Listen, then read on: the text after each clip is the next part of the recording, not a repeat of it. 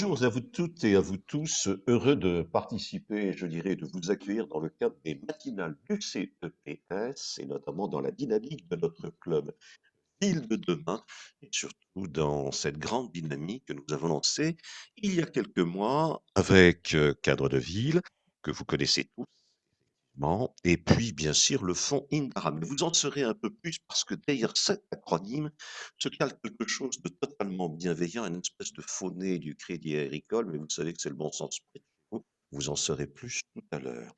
Donc heureux de nous retrouver cette fois-ci, je dirais à Cannes, après avoir été à Biarritz, après avoir été à Bourges, Clermont-Ferrand. Vous avez compris, pour nous, le Tour de France, c'est des villes et c'est aller dans différents territoires. Nous serons prochainement à Roubaix, nous serons à Nevers, et puis nous allons transgresser un petit peu ce concept puisque nous avons décidé d'avoir un benchmark avec notamment les grandes métropoles.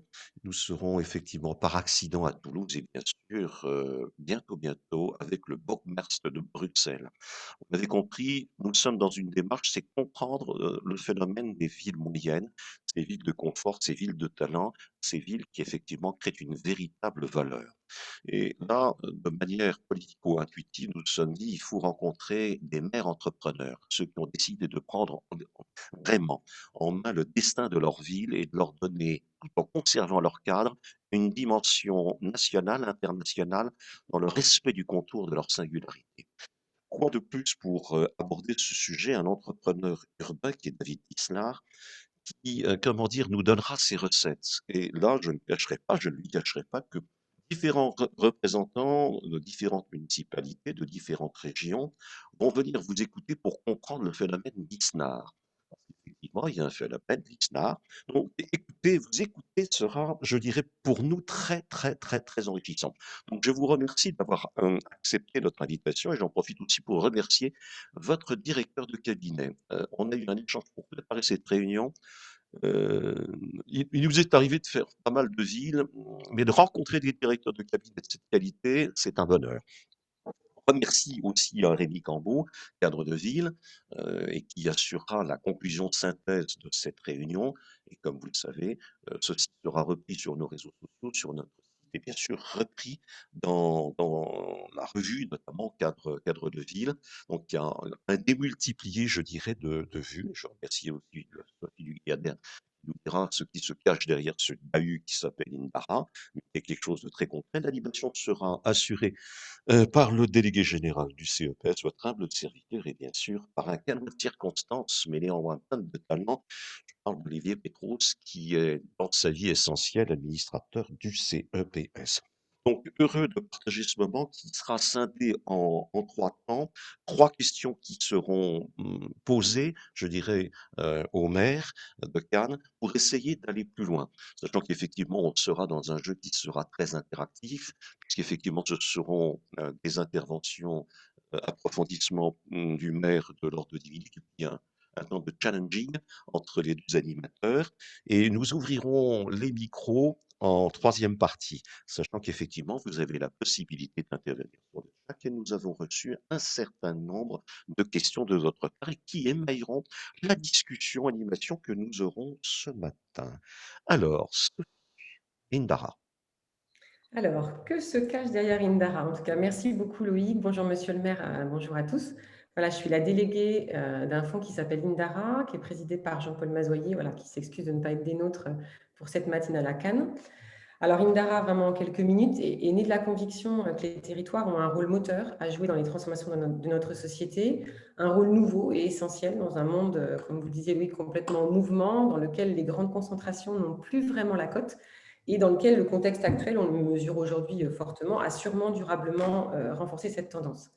Alors, convaincu de cette opportunité sur les territoires, le fonds de dotation Indara met en œuvre en fait une programmation d'intérêt général pour accompagner toutes ces réflexions et toutes ces dynamiques sur les transformations d'avenir des territoires. C'est une sorte d'accélérateur de progrès territorial qui met les territoires, l'humain, les enjeux de durabilité et aussi le numérique, parce que c'est aussi grâce à ça qu'on peut faire beaucoup de choses dans ces territoires, l'un des métropoles, au cœur d'enjeux philanthropiques.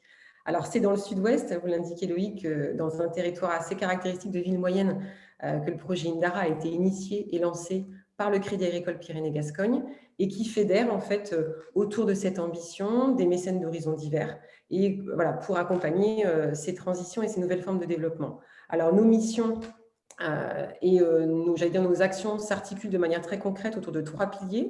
Un premier, donc le phare, qui est plutôt un espace de réflexion et de proposition, dans lequel s'inscrit voilà, notamment le projet Tour des Villes. La fabrique, qui est plutôt là une dynamique d'initiation et de soutien d'expérimentation concrète et de projets pilotes. Et puis Indara Social, qui est en fait toute la caisse de résonance de communication auprès du plus grand nombre pour en faire bénéficier largement. Alors, Indara, derrière ce mot un peu particulier, justement, cela signifie en fait la force en basque, en référence bien sûr à son ancrage physique dans le Pays basque, mais aussi en référence à cette force d'ouverture, d'inspiration, d'impulsion, de partage d'expérience que souhaite porter Indara pour accompagner ces transformations des territoires. Alors, c'est dans cette optique en fait que le partenariat avec le CEPS et plus particulièrement le Club des villes de demain pour ce projet de Tour des villes voilà, a été vraiment une évidence pour nous quand Loïc nous en a parlé.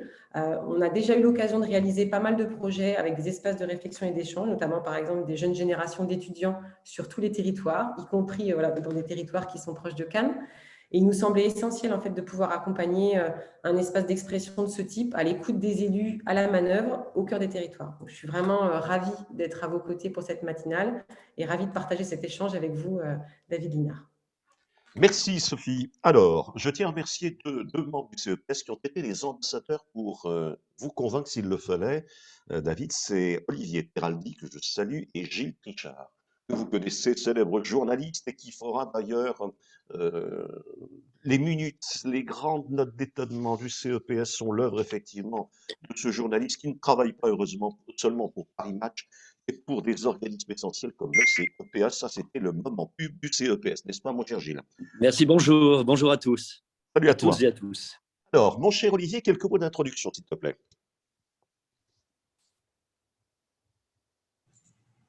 Olivier Petros. Ah bah tu me prends de court, tu ne m'avais pas demandé sur l'introduction. Non, mais c'est quelques mots de... Voilà, c'est tout, mon cher Olivier. Oui, alors ben, monsieur le maire, bienvenue. J'ai plusieurs titres pour être là, administrateur du CEPS, mais je suis aussi cannois, exactement de Mougins.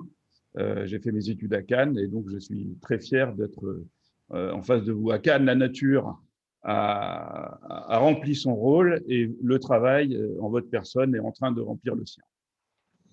Ben voilà, voilà, super. Donc, David, c'est à vous. Comment dire, le titre était David Bistar aux manettes. Il y avait un côté challenging, un côté très dynamique, mais c'est à l'image de ce que vous êtes. Nous rentrons dans le cœur du sujet avec la première question. Alors, première question, l'action municipale, une dynamique entravée. On a compris qu'effectivement, il y avait des villes qui pouvaient être des concurrentes. Comment relever le défi de la proximité au quotidien? Bonjour, bonjour à tous, j'espère que vous m'entendez bien. Superbe. Et d'abord, merci de votre intérêt pour ce que nous faisons à Cannes. Merci de votre accueil et merci de vos propos, Monsieur Tribolas-Prière. Je salue bien sûr avec plaisir beaucoup de ceux qui nous écoutent et nous regardent, dont certains avec affection. S'agissant, et merci de cette introduction, Monsieur Petros, qui a réuni nature et travail en quelques secondes, mais on voit l'esprit de synthèse qu'il a dû apprendre à Cannes et je lui en sais gré. Je vais essayer de faire de même, ce qui n'est pas forcément mon fort, puisque avec l'âge, vous savez, on radote et on a des digressions intellectuelles. Donc, ce que je vais essayer de faire, c'est de répondre de façon assez spontanée et courte à la question. Et si vous êtes d'accord que certains d'entre vous m'interrogent, je pense que c'est plus vivant que de partir dans des poncifs présomptueux, etc. D'abord, vous savez, quand on agit dans une collectivité, c'est comme dans une association, c'est comme dans une famille et c'est comme dans une entreprise. J'ai la chance de connaître tous ces univers et d'avoir pu m'épanouir dans tous ces univers. On cherche simplement à optimiser les ressources dont on dispose en vue d'atteinte d'objectifs communs. Ça paraît peut-être abstrait ou évident, mais je crois que c'est important de le rappeler. Et c'est ensuite a posteriori qu'on reconstruit ce que l'on a fait et que l'on essaie de lui donner surtout quand on fait de la politique. Donc on raconte parfois l'histoire après, quoi. Mais en réalité, on est un peu des Monsieur Jourdain de l'action.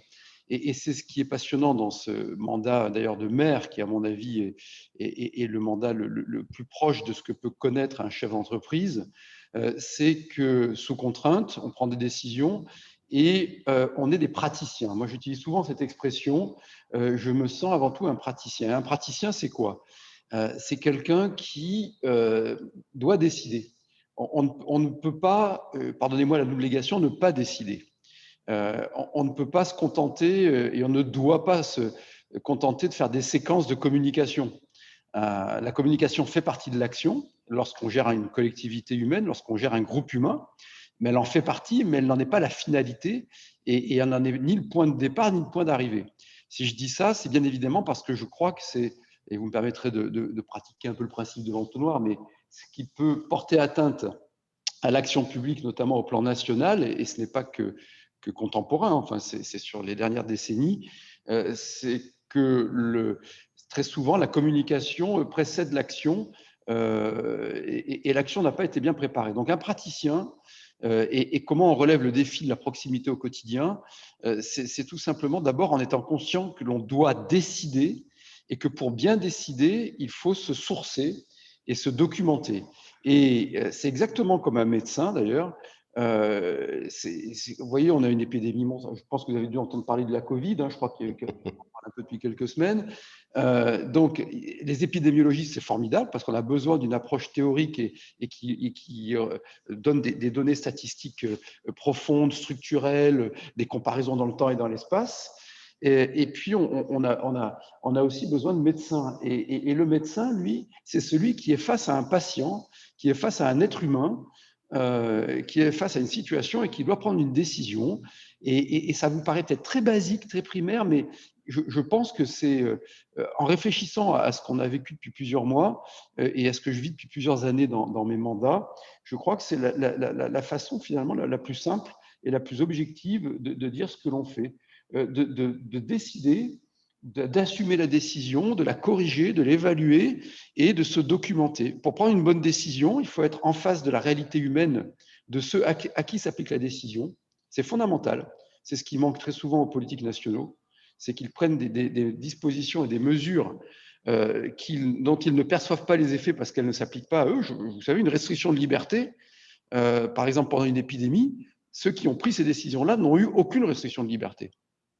Donc, je ne dis pas qu'ils ont pris des mauvaises décisions, d'ailleurs, en l'occurrence, mais je crois que subir, ressentir les conséquences de ces décisions est un élément fondamental dans le groupe humain. Le deuxième élément, c'est d'être bien sourcé. Et pour ma part, j'ai la chance d'avoir une formidable équipe. Pour relever le défi de la proximité au quotidien, quand j'ai été élu maire de Cannes, j'avais une expérience d'adjoint au maire. J'avais été premier adjoint. J'avais une relation qui était une relation positive avec mon prédécesseur. Mais quand j'ai été élu maire, j'ai changé tout le board, tout le comité de direction de la mairie, tous.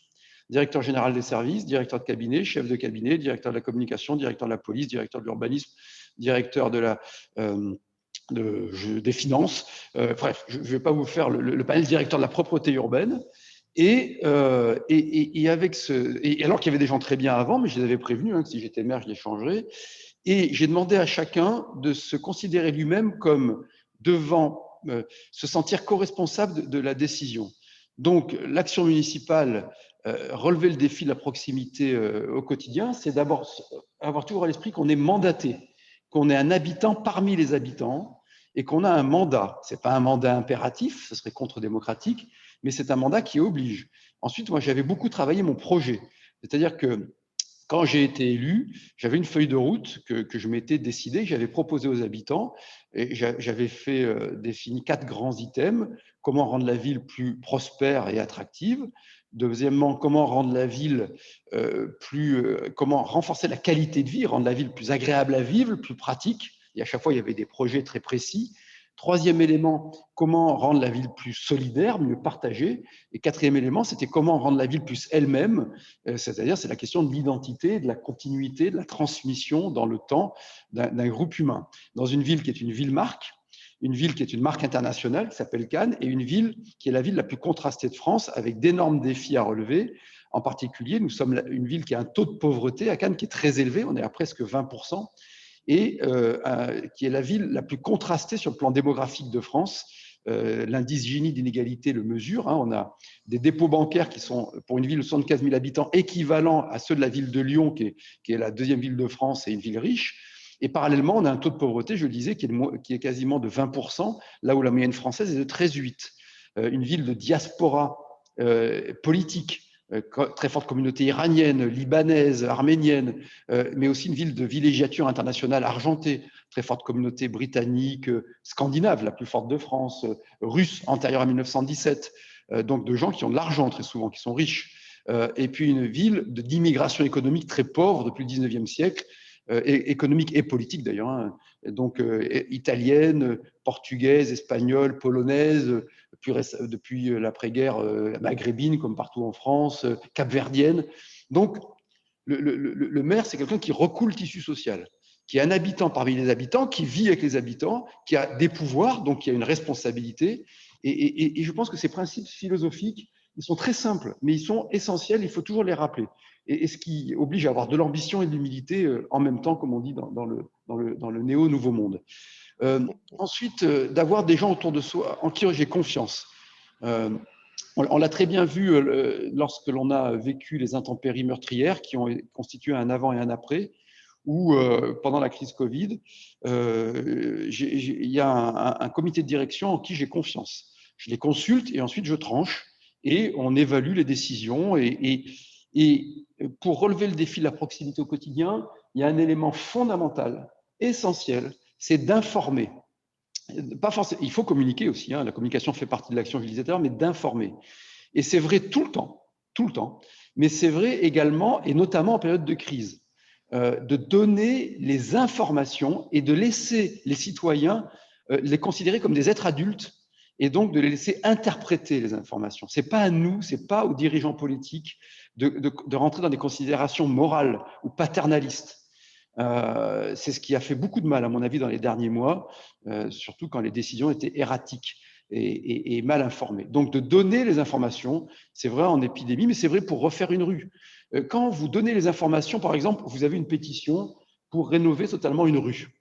Eh bien, vous étudiez la pétition, vous avez votre propre conviction, vous avez votre plan pluriannuel d'investissement, et ensuite, vous allez vers les habitants et vous leur donnez les informations. Vous leur dites, cette rue a été rénovée il y a 11 ans. Donc, on est dans la période où on peut à nouveau la rénover, pas forcément la requalifier. Une rénovation, c'est tous les 10 ans. Moi, j'ai quelques ratios comme ça. En revanche, sachez que, je ne sais pas moi, par exemple, Orange ou SFR ou Enedis ou Suez doivent intervenir dans 1 an pour renouveler leur réseau. Et en donnant ces informations, vous créez du civisme. C'est-à-dire que vous créez de la responsabilité. Vous dites, écoutez, vous avez raison, monsieur le maire, ça n'a pas de sens de la rénover aujourd'hui, on est capable d'attendre 1 an de plus. Et si vous saviez le nombre de bonnes décisions que j'ai prises avec les habitants, tout en assumant mes responsabilités, on n'est pas dans des comités citoyens ou dans des machins qui portent atteinte à la responsabilité de la démocratie représentative. Mais comme dirait Pierre Manant, la mairie, la ville, la commune, et ce mot est magnifique de la commune, on en reparlera si vous voulez tout à l'heure, c'est une communauté d'expérience. Et cette communauté d'expérience, elle doit avoir un exécutif qui assume. Moi, j'ai des objectifs très clairs. Je vous dirai comment on essaie de créer de la confiance sur quelques ratios partagés. Mais parallèlement, on a des processus délibératifs qu'on intellectualise a posteriori, mais qui en fait sont simplement le fruit du bon sens. C'est ce que font les maires depuis des décennies. 99% des maires font ce que je vous raconte. C'est pour ça ça vous paraît peut-être évident et banal. Ensuite, il y a un certain nombre d'entraves dans tout cela. Et c'est ce qui fait que notre pays, qui est un pays d'entrepreneurs, un pays qui a une belle histoire, et aujourd'hui, et depuis une quarantaine d'années, sauf exception, a un taux de croissance, donc de création, d'évolution de la création de richesse. La croissance, si mes vieux souvenirs d'étudiants sont encore bons, c'est la somme de la valeur ajoutée, c'est le PIB tout simplement, c'est l'évolution de la somme des valeurs ajoutées des entreprises. Donc c'est chiffre d'affaires moins consommation intermédiaire, c'est comme la bicyclette, ça revient vite. Et donc je vous interpelle là-dessus parce que après on reparlera de choses plus municipales, mais depuis 1975, on a une évolution du taux de PIB, du taux de croissance qui est inférieur à la moyenne de l'OCDE. Hein. Alors, parce qu'on partait de plus haut, parce qu'on était un pays riche, mais aussi parce qu'on a des entraves. Et en fait, la question, elle est là. Comment un pays tel que la France, qui est un grand pays, qui a une grande histoire, qui a eu une grande histoire de chercheurs, d'entrepreneurs, de politiques et de juristes, a réussi à être moins performant et notamment ces dernières années, contrairement à la doxa officielle, c'est-à-dire d'avoir une évolution du PIB qui est inférieure non seulement à l'OCDE, mais même à la zone euro, et parallèlement d'avoir un taux de prélèvement obligatoire qui est devenu le record de l'OCDE, c'est-à-dire qu'on a le record des impôts et des charges, et parallèlement une dette qui augmente, pas dans les collectivités, vous le savez, en tout cas pas dans les mairies, je pourrais vous en parler si vous le souhaitez, si cela vous intéresse, moi ça m'intéresse beaucoup, et donc et d'avoir un taux de chômage endémique qui est plus élevé. On est toujours dans le trio de tête des pays de l'Union européenne qui ont le taux de chômage le plus élevé. On est toujours dans le pays ou les deux premiers pays qui ont les prélèvements obligatoires les plus élevés, donc plus d'impôts et de charges qu'ailleurs. Et on a des services publics, notamment sur le régalien, qui sont en crise. Donc, il faut qu'on s'interroge, et on le constate très bien quand on est chef d'entreprise, on le constate très bien quand on est commerçant, on le constate très bien quand on est maire sur les entraves. Et ces entraves, elles viennent, moi je suis très attaché à l'État. La France est un État-nation, mais elles viennent d'un État qui, si je devais résumer de façon un peu simpliste, mais qui peut ouvrir le débat, et je peux vous citer de multitudes d'exemples municipaux, un État qui est devenu de plus en plus défaillant dans son rôle d'accompagnateur. Moi, j'ai vu l'évolution en 20 ans, 25 ans. J'ai eu la chance d'être directeur de cabinet très jeune de Jacques Pélissard, qui est un homme merveilleux qui m'a appris le métier, hein, et avant de retourner dans le privé, puis de devenir élu, et d'avoir une de vie, et puis maintenant d'être unique, de faire uniquement de l'action publique, hein, depuis 2016. Mais j'ai vu l'évolution. Malgré, on a des préfets, des sous-préfets formidables. On a souvent des fonctionnaires de l'État qui sont des gens compétents, honnêtes et qui veulent accompagner, mais qui peuvent de moins en moins, parce qu'eux-mêmes sont en conflit avec d'autres entités de l'État. Et donc, on a un État qui accompagne de moins en moins, qui facilite de moins en moins et qui, surtout, contrôle mal, fait mal exécuter les choses. Et qui donc substitue à son autorité, à son manque d'autorité naturelle, une espèce d'autoritarisme qui, j'utilise parfois cette formule, c'est-à-dire de moins en moins capable ou de plus en plus défaillant dans le contrôle et la sanction, eh bien, l'État multiplie les contrôles a priori. Hein, Merci. J'arrête là-dessus, mais l'usage et l'abus sont indissociables. Dès qu'il y a usage, il y a de l'abus. Et la société, la civilité, la civilisation, c'est de réprimer l'abus, mais de faciliter l'usage. Or, on réprime de moins en moins l'abus et donc on entrave l'usage par un excès de normes, par une loi SRU qui est une ineptie, par des contrôles a priori. On est la République des serfats. Et moi, je préfère la République de la liberté et de la responsabilité. Voilà. Merci David. Vous avez compris, nous avons affaire à, comment dire, un homme de territoire à vocation nationale. On a compris la pertinence du message politique, on a compris effectivement que vous tirez vers le haut les problématiques. Alors, ça amène un certain nombre de questions. Revenons sur les territoires. Vous êtes un praticien, vous êtes, vous l'avez souligné, condamné à décider, mais ce n'est pas évident. Lorsqu'on voit tous les millefeuilles administratifs ou politico-administratifs, comment arrivez-vous à donner l'impulsion avec autant de tutelles? Ça, c'est la première question. La deuxième, c'est finalement, vous l'avez souligné, vous êtes dans un écosystème singulier. Comment gérez-vous finalement cet effet d'émulation, mais ces oppositions qui peuvent se révéler avec vos grands concurrents? Il n'a pas échappé que vous aviez une ville qui s'appelait Nice, vous aviez la principauté de Monaco, vous aviez Marseille. Comment vous inscrivez votre singularité, vous arrivez à vous affirmer dans un tel microcosme? Et puis, on aimerait vous entendre ce que vous avez souligné, comment gérer ces contrastes, c'est-à-dire cette très grande diversité, à la fois sociologique, mais en même temps sur un affichage d'une extrême richesse avec autant de pauvreté. Comment faire cohésion avec ça? Alors, vous me posez trois questions fondamentales, hein, essentielles. J'ai combien de temps pour répondre à ça, Loïc, s'il vous plaît? Vous avez 5-6 minutes, je suis désolé, parce qu'on va dérouler après ça les autres actions. D'accord. Alors, vous me posez la question, et vous avez utilisé le bon terme, le retour des tutelles. Donc, la réponse est dans votre question. Eh bien, on affronte ça. Voilà. Que vous dire, on fait comme toute personne sous contrainte. Je peux vous citer les règles Le millefeuille, par exemple, en matière d'urbanisme, ça devient une indigestion totale et on perd l'autorité. C'est-à-dire en fait, on pénalise les gens qui respectent les règles et ils sont multipliés de demandes pour installer une enseigne sur un commerce, etc. Et ceux qui trichent, on a du mal à les sanctionner. Moi, j'ai des gens qui rasent des arbres ou qui transforment des garages en appartements, ce qui a des enjeux très forts. Et aujourd'hui, on manque de pragmatisme, etc. Donc, on peut faire les constats. Quand on a eu les inondations, il fallait absolument que je remette en état un cours d'eau fondamental pour l'évacuation des eaux de pluie. Il y a eu des morts. Hein. Et j'ai été arrêté dans cette rénovation en plein quartier de requalification urbaine, hein, de zone sensible qui s'appelle la Frayère, parce que quelqu'un a dit qu'il y aurait peut-être la consoude bulbeuse. La consoude bulbeuse, c'est une plante qu'on trouve partout, mais qui était protégée en 94. Et donc, on a pris le risque pendant 1 an et demi d'avoir des nouveaux morts, alors qu'il n'y a pas de consoude bulbeuse au milieu des HLM de la Frayère à la Boca. Mais on a fallu faire une étude 4 saisons qui m'a coûté de l'argent. Donc ça, vous êtes habitué de cela. Ce n'est pas une vue de l'esprit. On oublie la finalité des choses. Ce qui caractérise la bureaucratie, la technocratie, c'est de faire de la modalité une finalité. Donc comment on règle ça? En plaidant, en argumentant, en passant en force de temps en temps, en allant au tribunal administratif. Je veux faire un joli skatepark dans un lieu qui est à moins de 500 mètres d'un site classé. Donc, j'ai eu un avis favorable de l'ABF, j'ai eu un avis favorable de la commission des sites, mais l'ADREAL a donné un avis favorable localement, mais au plan national, il fallait un décret ministériel que je n'ai pas eu, donc j'attaque au tribunal administratif.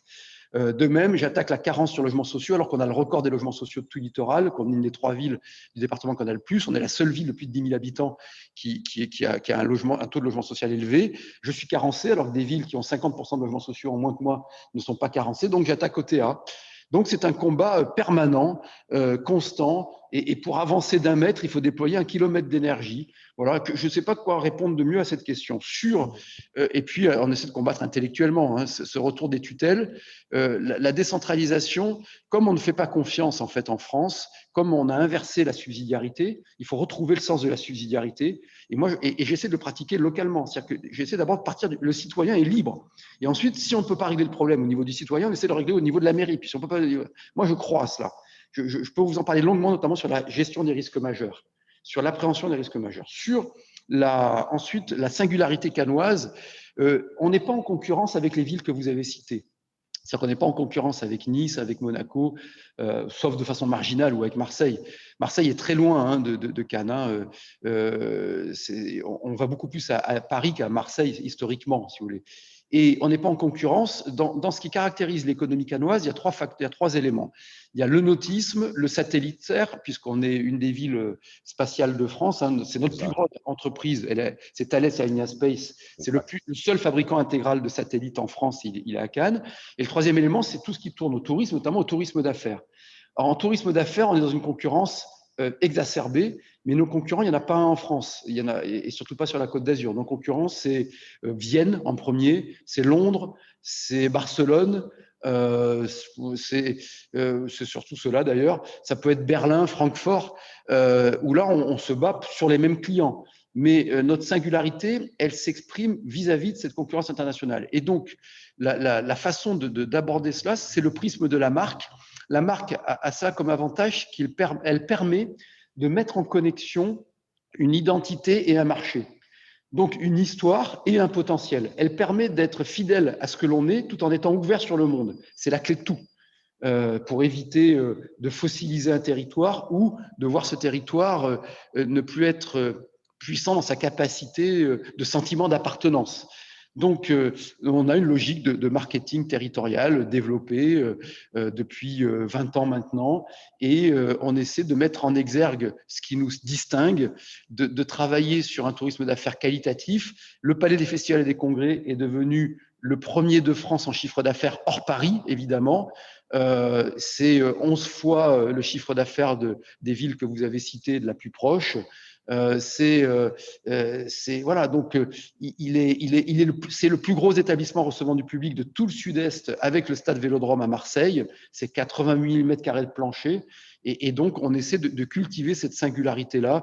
C'est peut-être trop abstrait ce que je vous dis, mais je peux. Non, Et c'est... le 3e élément, qui est fondamentale. Comment on arrive à garder une unité et à développer une unité de population. C'est une vraie question. Alors, je ne sais pas si la réponse, elle est dans la vie électorale, parce que tout ça est très fragile et aléatoire, mais Cannes est une ville instable sur le plan électoral. Beaucoup de maires sortants ont été battus, y compris les plus célèbres. Je pense à Bernard Cornut-Gentille, qui avait été un maire formidable, il avait été battu. Monsieur Ladevèze, qui était maire sortant, avait été battu. Anne-Marie Dupuy, que j'aimais beaucoup, avait été battue. Monsieur Mouillot, qui a laissé un souvenir indélébile à Cannes, pas toujours pour différentes raisons, mais avait perdu les législatives. Bernard Brochant, qui a été un grand développeur, a gagné toujours en majorité relative. Personne n'avait été élu au premier tour. J'ai eu la chance d'être élu avec un très beau score. C'est peut-être qu'on arrive à créer du sentiment d'appartenance qui transcende les origines, les différences sociales, les différences de religion, etc., sans faire de clientélisme. La base, c'est d'être respecté. Si vous tombez dans la spirale du clientélisme, ça se retourne contre vous. Je crois beaucoup à l'échelon communal, parce que c'est un échelon de proximité, et que la proximité, elle crée la responsabilité, à condition qu'on ait des vrais pouvoirs d'action, ce qu'on a de moins en moins, puisqu'on est étouffé par les contrôles, a priori, que j'évoquais tout à l'heure, par le poids des agences régionales, par l'arbitraire de services comme l'Adréal ou autres, et qui pose problème. Mais l'inconvénient de la proximité, c'est aussi qu'elle peut tourner vers le clientélisme. Donc, le but, c'est de partager les informations. Par exemple, sur les logements sociaux, moi, je partage les informations. C'est devenu collégial. Sur l'accès au port et les places au port, on a fait en open data. Et ainsi, en objectivant les choses, on crée de la confiance et on crée du civisme. C'est vraiment essentiel. Et puis, il y a un point fondamental, là aussi, c'est l'éducation artistique et culturelle. Je l'évoque beaucoup dans mon livre que j'ai écrit, Christophe Tardieu, que vous pouvez acheter aux éditions de l'Observatoire pour la modique somme de 18 € dans toutes les bonnes librairies ou sur les plateformes numériques. C'était l'instant pub. La culture nous sauvera. Et il faut faire travailler les éditeurs, bien sûr, et les libraires. Bien sûr. Et c'est pour ça que je le fais. Et donc, l'éducation artistique et culturelle, on est la seule ville française, la première qui a été libéralisée 100% éducation artistique et culturelle. C'est totalement financé par la ville, même si c'est une obligation légale en France, mais l'État n'assume pas sa mission en l'occurrence, on le développe beaucoup. Et donc, on a 17 000, entre 17 000 et 18 000, c'est même 18 000 maintenant, enfants, adolescents, donc de la maternelle, depuis la maternelle jusqu'au secondaire, qui reçoivent chaque année, dans le temps scolaire, une éducation artistique et culturelle autour des grandes œuvres de l'esprit, celles qui résistent à leurs auteurs. C'est-à-dire qu'on apprend ce qui élève, ce qui rassemble. Et chaque gamin, qu'il soit d'origine bretonne, d'origine capverdienne, maghrébine, provençale ou qu'importe, se sent dépositaire, transmetteur d'un élément de fierté par la culture. C'est quelque chose, là aussi, pour moi, de vital. Donc, ensuite, on leur fait rencontrer des artistes, et ensuite, on leur fait partager des émotions artistiques en les amenant au théâtre, voir de la danse, écouter de la musique, voir des expos, etc. Donc, il y a un apprentissage vertical et il y a un partage émotionnel horizontal. C'est quelque chose de pointu et ça répond beaucoup à votre question.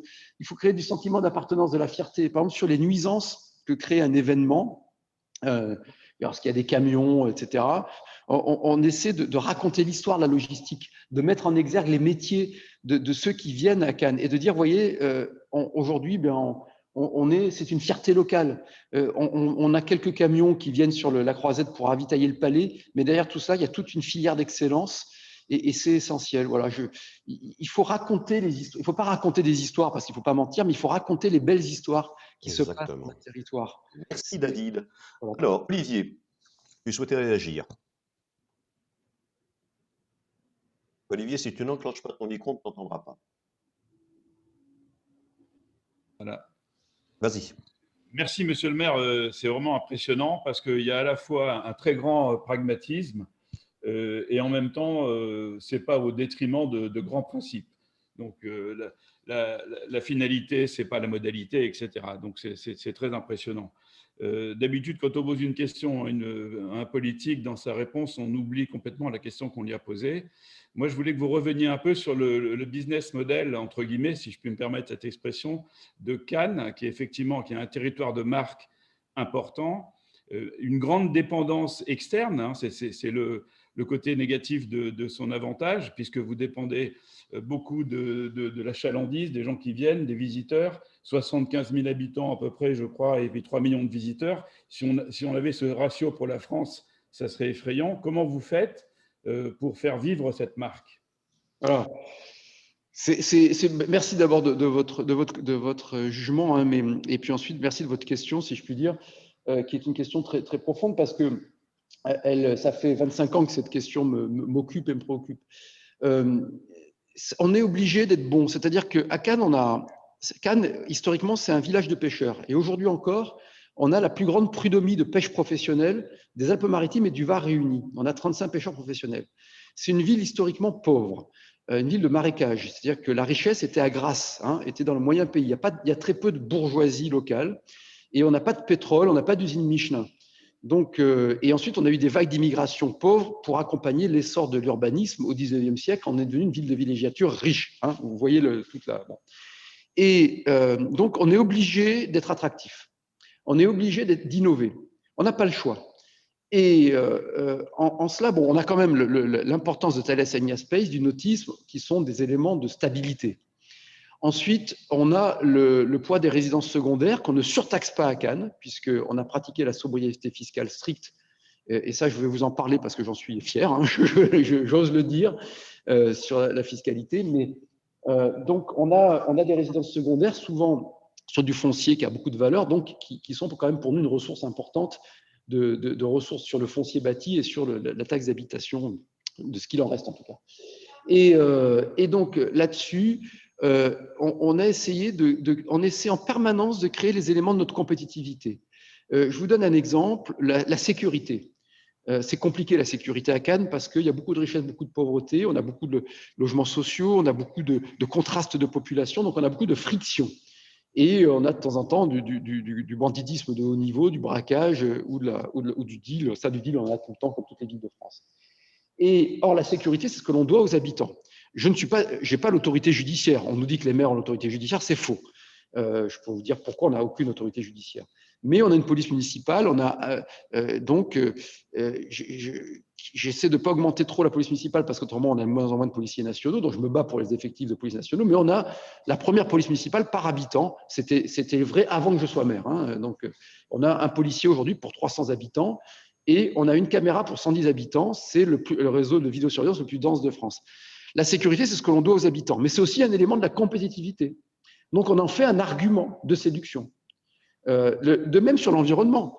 On est une ville, on a été le premier palais des congrès qui a une triple certification sociétale environnementale. On recycle tous les tapis rouges du festival, les 580 000 mètres carrés de mémoire de moquettes par an que l'on met sur les grands congrès, le MIPIM, le MIPTV, le MIPCOM, le Tax Free, enfin toutes ces grandes manifestations mondiales. On en fait un élément environnemental, mais aussi une finalité économique, de compétitivité, de séduction. Donc, on a un vrai. De même sur le sanitaire, on a été en avance sur le plan sanitaire. On a essayé à chaque fois, grâce à l'équipe qui m'entoure, qui est géniale, enfin j'ai beaucoup de chance, d'anticiper. On a distribué 110 000 masques en mars 2020 parce qu'on savait que ça se transmettait par aérosol dans les lieux clos et pas sur les plages. Et on a eu un État qui nous interdisait de distribuer des masques, on l'a fait quand même, et qui ensuite nous a obligés à rendre le masque obligatoire sur les plages. Vous voyez, 3 mois après, enfin, de délire. Bon. Bref, sur la vaccination, on a 2 mois et demi d'avance, tout en respectant les doses et les classements de public cible qui nous ont été transmis. C'est-à-dire qu'on l'a fait pour protéger les gens, mais on l'a fait aussi comme un élément de compétitivité. Là, on reprend l'activité du Palais des Congrès avec le Festival de Cannes, mais on a essayé de créer de la réassurance et de dire, vous venez à Cannes, on a dans le Palais, j'ai mis en place un centre de vaccination pour tout le monde, on délivre des certificats de vaccination, on teste, on peut soigner s'il le faut. Donc, on fait un élément de compétitivité. De même, avec le dispositif Comet, on a réuni un consortium d'industriels et les pompiers, les marins-pompiers de Marseille, et on essaie de dire que pour se protéger, l'interdiction ne vaut pas protection, donc interdire les interactions humaines, c'est contre-civilisationnel, ça crée de la pauvreté.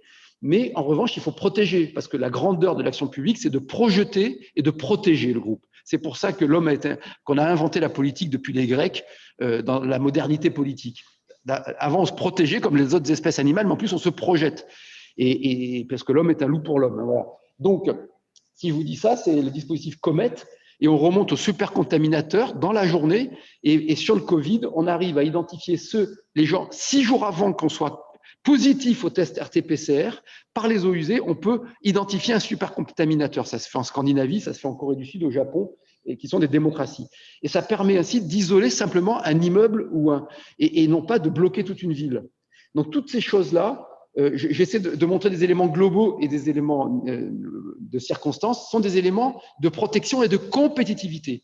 Ensuite, sur le plan financier, on a lancé un grand plan d'assainissement des comptes publics et on va être en fin d'année 2021 à 60 500 000 € de baisse de la dette communale, de baisse de l'encours de la dette. On sera sur la 7e année consécutive de baisse réelle des dépenses de fonctionnement, masse salariale, alors qu'on a réinternalisé des prestations, et également de train de vie de dépenses. Donc, on est sur le 0,11 et sur le 0,12, pour ceux qui aiment la comptabilité publique communale. Donc, sur les chapitres 0,11 et 0,12, on baisse ces deux chapitres année après année. Comment on l'a fait? On a mis en place un management participatif, c'est ce qui me passionne, moi. Et donc, on a mis en place des groupes de travail où on a réuni des agents A, B et C, comme on dit dans la douce terminologie de la fonction publique territoriale. Et je leur ai fait des injonctions contradictoires. Ce sont quelques exemples et je vais arrêter là, rassurez-vous, Loïc. Très bien. Monsieur le maire. Non, mais l'injonction contradictoire, je vais juste la terminer parce qu'elle est intéressante. Et je leur ai dit, voilà, vous allez me faire des propositions pour dépenser moins d'argent, rendre un meilleur service public, c'est-à-dire un service universel de meilleure qualité, et 3, être mieux au travail.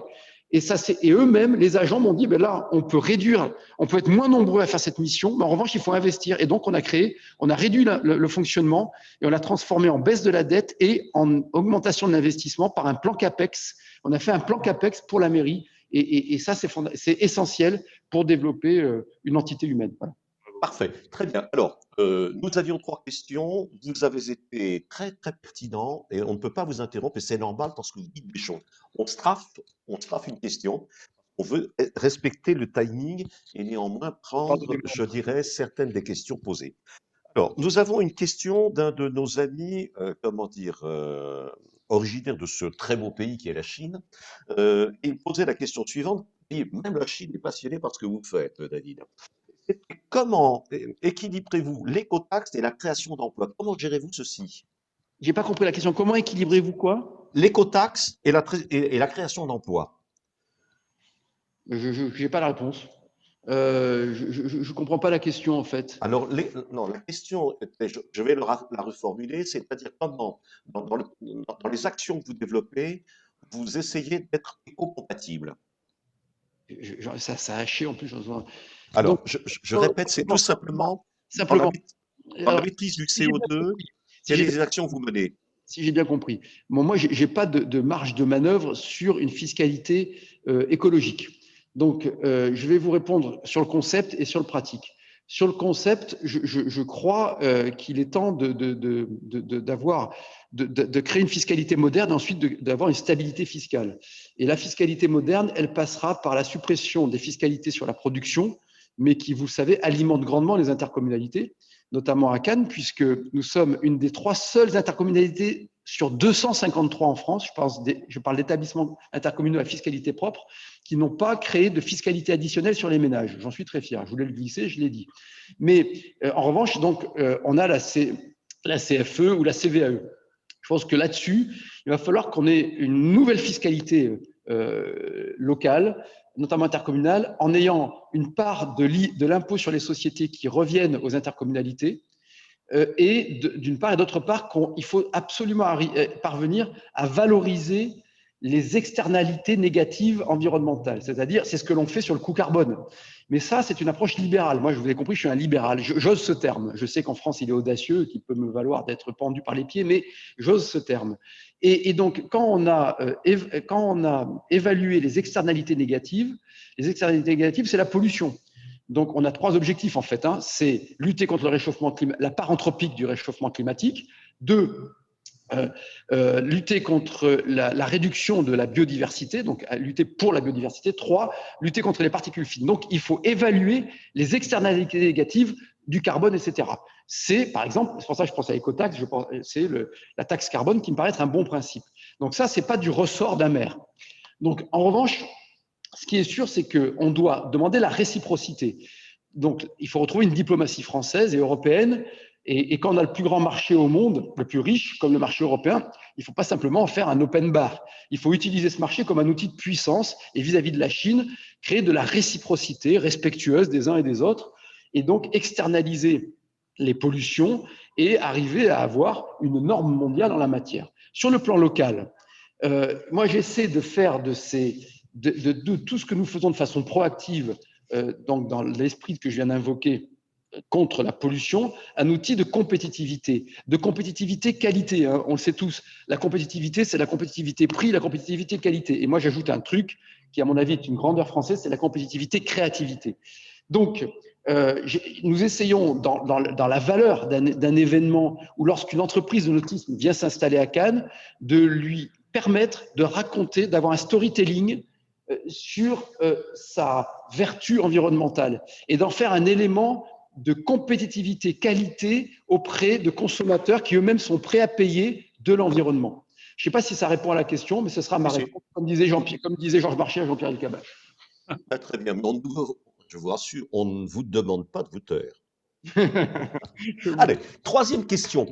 Comment relever le défi? On a en partie souligné de l'harmonie locale, de l'emploi, du logement social et de la sécurité à Cannes. D'autant plus qu'effectivement, vous avez fait allusion à l'extrême richesse et à l'extrême pauvreté. Comment vous gérez ceci et comment trouver un juste équilibre en matière d'aménagement urbain, entre autres? Alors, je pense y avoir répondu par les évocations rapides et non exhaustives en matière d'éducation artistique et culturelle.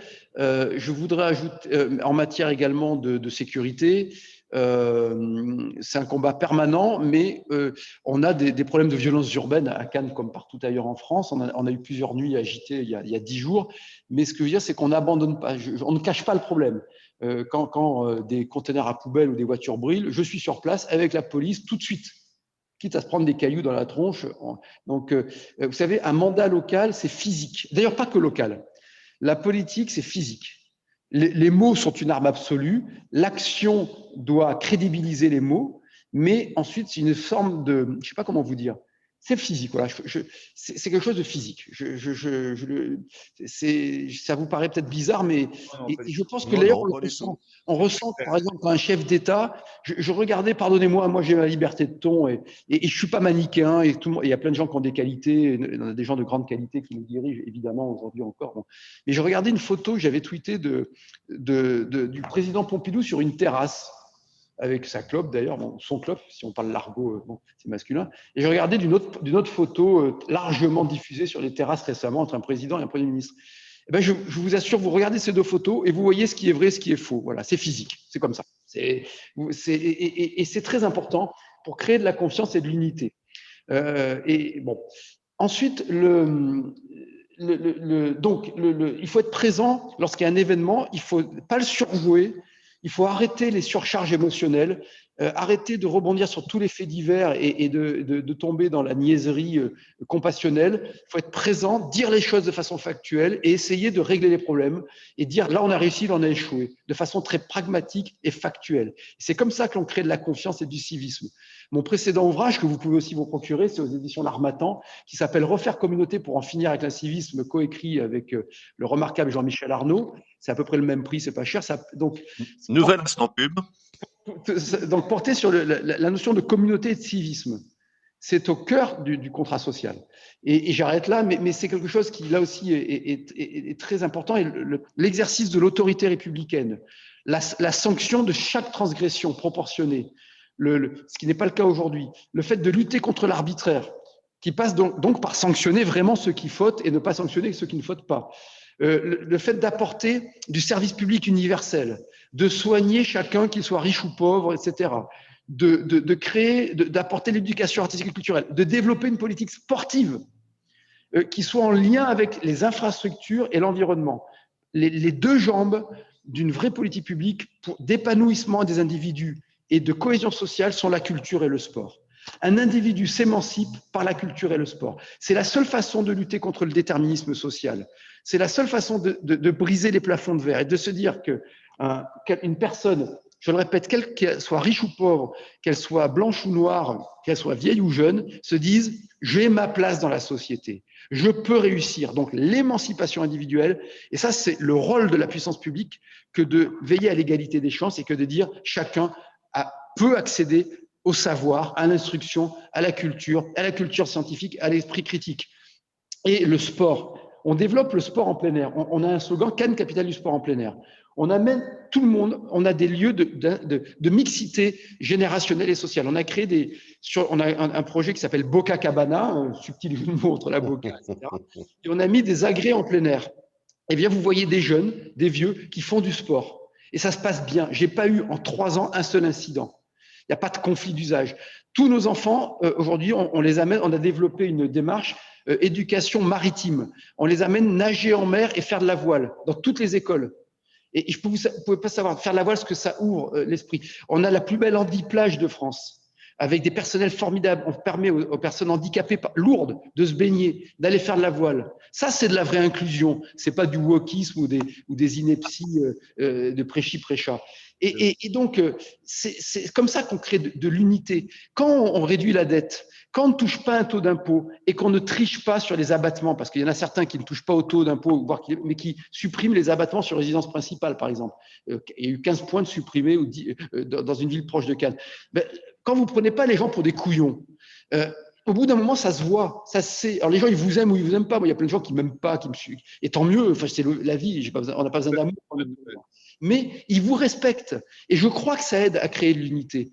Et vous voyez, un escalier se nettoie toujours par le haut. Donc, il faut créer de la confiance civique et il faut essayer dans sa pratique, qui est jamais exemplaire, parce que personne n'est exemplaire, mais d'être honnête, tout simplement, d'être cohérent avec, enfin voilà, de faire ce que vous dites, de dire ben là ça a marché, ça a pas bien marché, d'arrêter de prendre les gens pour des couillons, d'arrêter l'emphase. Enfin, et il me semble que c'est comme ça que l'on arrive à créer de l'harmonie et de dire à chacun qu'il a sa place. Donc, qu'il doit pouvoir bénéficier d'éducation, de soins, de sport. En revanche, s'il sanctionne, qu'il doit aussi être sanctionné.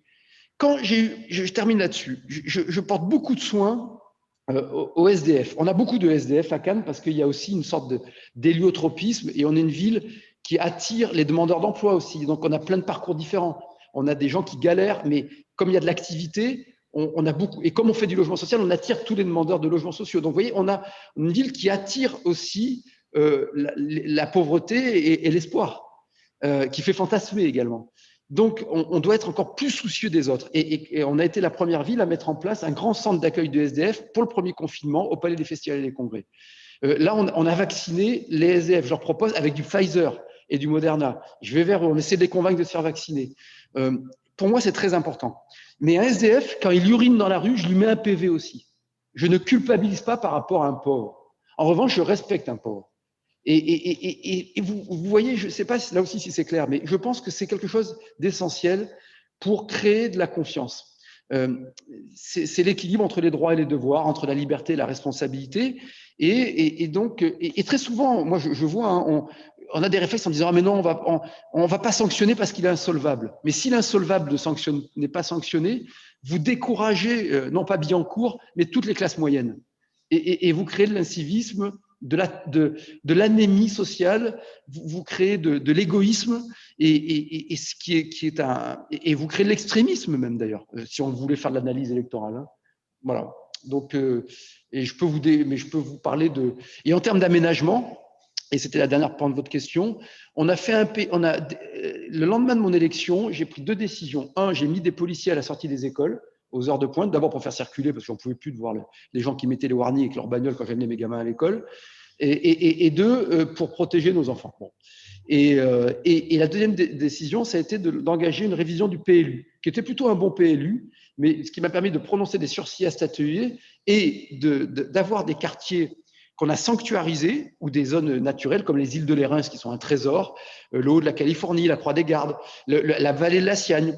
Et ensuite de dire, tiens, il y a des endroits en revanche où là, on peut créer de la verticalité pour optimiser l'espace, lutter contre les risques majeurs, notamment les inondations, répondre aux défis du logement tout en oxygénant. Donc, on a essayé d'éditorialiser les quartiers et les rues. Et c'est aussi une réponse d'ailleurs à la question de M. Petros, c'est-à-dire l'espace public est un élément de qualité de vie. C'est pour ça que ça doit être propre à l'espace public, toujours nettoyé. On met des PV contre ceux qui jettent des papiers. Moi, j'ai vu la dégradation. Je me sens parisien comme tout Français en 25 ans. Et donc, je lutte contre ça dans la ville. C'est pas parfait, mais je pense qu'on arrive à avoir une ville à peu près tenue. Et l'espace public, c'est aussi un élément de compétitivité. Les espaces publics, à Cannes, ils sont comparés aux espaces publics à Saint-Barth, je prends des exemples, ou à Zurich. Donc, on doit être compétitif, hein, y compris en propreté, en sécurité, en esthétique. On essaie d'éditorialiser les espaces publics et d'éditorialiser les grands quartiers. Et on a ajouté 68 hectares naturels protégés au nouveau PLU. On a sanctuarisé des maisons. C'est pas évident, hein, des gens qui se sont dit on va être spoliés parce qu'on avait des droits à construire, on n'en a plus. Alors on essaie de leur expliquer que leur maison elle prend une grande valeur et ils le comprennent avec le temps. On ne cache pas les choses. On essaie de créer un processus délibératif. Il y a des débats, hein, il y a des débats vifs, mais il n'empêche qu'on a fait un PLU qui a été adopté et qui nous permet d'avoir une stricte protection des îles de Lérins. Dans la basse vallée de la Siagne à Cannes, on a installé 5 agriculteurs et on a ajouté donc 70 hectares d'espace naturel strictement protégés où on met du loisir et de l'agriculture et d'amener d'autres quartiers qui étaient mal aménagés où là on dit on peut faire de la verticalité et avoir une ambition urbaine, de ne pas tomber non plus dans le fétichisme et dans le raisonnement uniquement protecteur. Voilà comment on essaie. Et l'urbanisme est essentiel, hein. Je dis souvent qu'on doit adapter notre projet, notre action aux finances, c'est-à-dire qu'on doit respecter les contribuables. Il y a une exception sur l'urbanisme. Les finances, on en prend pour 10 ou 20 ans. L'urbanisme, on en prend pour 100 ou 200 ans. Donc, l'urbanisme nécessite parfois de prendre une décision qui coûte un peu plus cher. Et ça, je l'assume. Il m'est arrivé de retenir des projets qui n'étaient pas les plus disants lorsqu'on vendait un terrain, par exemple, pour un immeuble.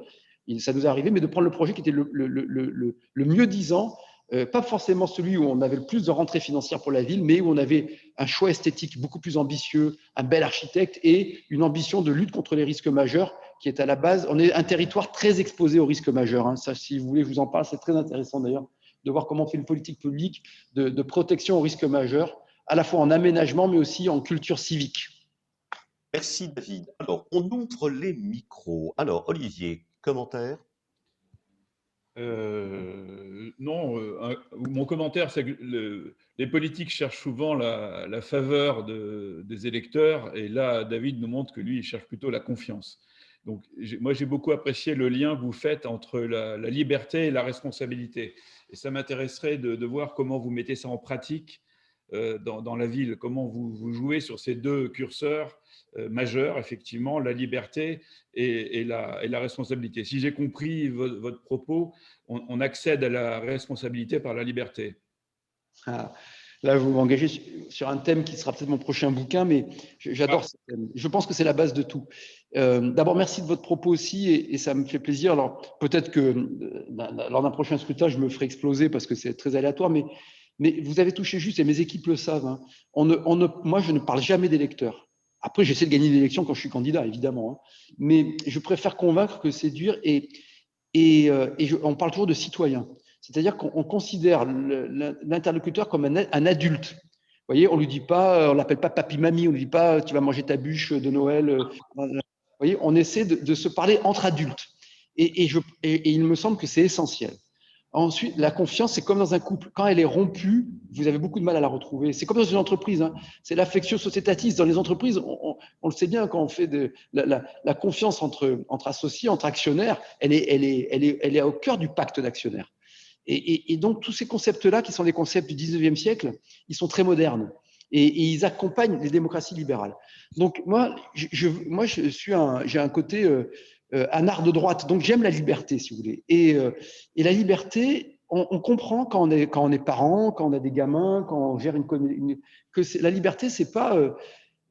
c'est la déclaration des droits de l'homme, la vraie, hein, la première, celle de 1792 de mémoire, ou 13, mais quelqu'un va me corriger, ou peut-être 9. Et donc, la liberté des uns s'arrête là où commence celle des autres. C'est tout simplement ça. Donc, la liberté, elle est consubstantielle de la responsabilité. C'est-à-dire qu'on est… Et d'ailleurs, regardez une notion merveilleuse qui est la notion de loyauté. Vous ne pouvez être loyal que si vous êtes libre. Si vous n'êtes pas libre, vous ne pouvez… Donc, c'est magnifique. Ce sont des concepts magnifiques. Et la France et la Grande-Bretagne ont inventé ces concepts, et les États-Unis, et ils sont magnifiques. Et ils tiennent à la notion de dignité humaine, d'indépendance, de personne humaine qui va au-delà de l'individu. Donc, si on quitte la philo, on va vers le droit. Donc, on est libre que si on est responsable. On est responsable que si on est libre. C'est consubstantiel. L'un ne va pas sans l'autre. Donc, ça veut dire qu'il faut un équilibre entre les droits et les devoirs. Et je vous donne des exemples très concrets. Et c'est le devoir qui crée le droit. Et c'est le droit qui accompagne le devoir en démocratie.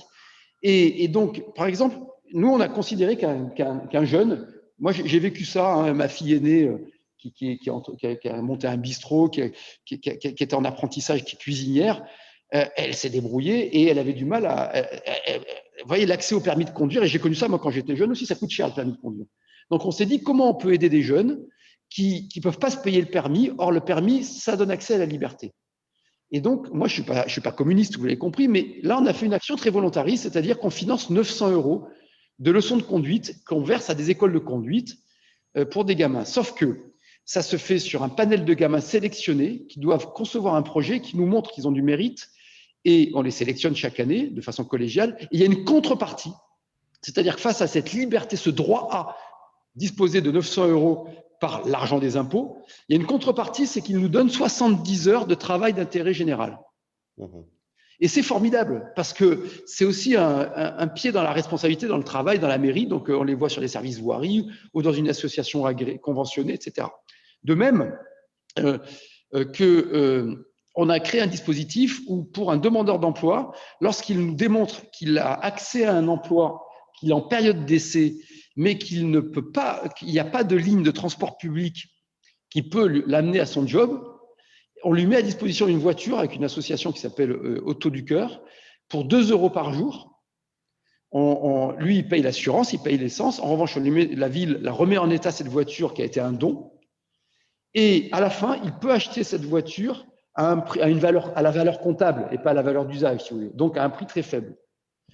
Et donc, c'est à la fois un lien entre le caritatif, quelqu'un nous fait un don, l'association récolte ses voitures, prend en charge les premières réparations, nous on vérifie et on la donne au demandeur d'emploi qui, sur un contrat de travail, on appelle son employeur, on voit où il habite, on voit où il va travailler et là on va lancer Scooter du Cœur.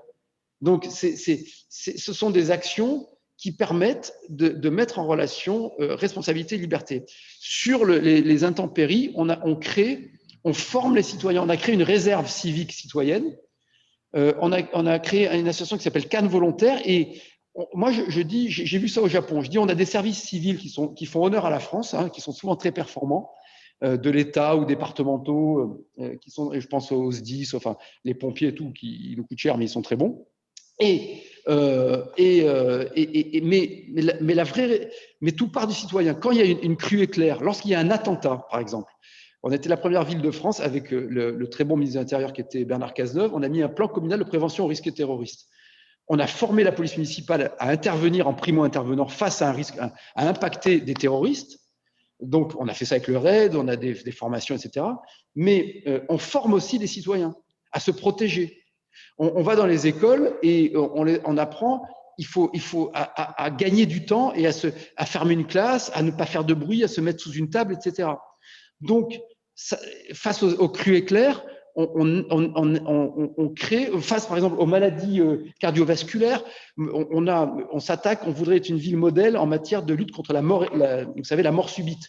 Donc, on a mis des défibrillateurs dans la rue, mais on va dans les clubs Bel Âge, on va dans les écoles, là où on a des populations grégaires, donc réunies, et on essaie de former à la responsabilité individuelle pour pouvoir se protéger et protéger l'autre. Moi, j'ai vu ça au Japon, face au risque submersion marine, qui est un risque majeur à Cannes, ou au risque terroriste et au risque crue éclair, qui est nous le premier risque, ou au risque incendie.